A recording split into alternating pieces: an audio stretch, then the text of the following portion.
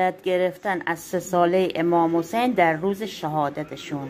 انشاءالله به برکت دختر امام حسین مشکلات زندگیت باز بشه. روز گرفتن حاجت از دستان کوچک این خانم.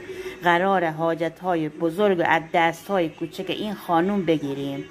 اما چطوری؟ با 2 رکعت نماز بخون و هدیه کن به ایشون. انشاءالله که حاجت روا میشی. اگر با من همراهی کافی زیر این پست بنویسی یا رقیه.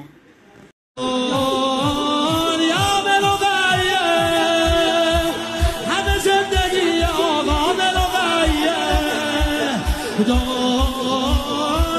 به رقیه، همه زندگی آقا به رقیه، به خدا همون که میخوام رقیه، علت جنونمه نام رقیه، نام رقیه، نام رقیه.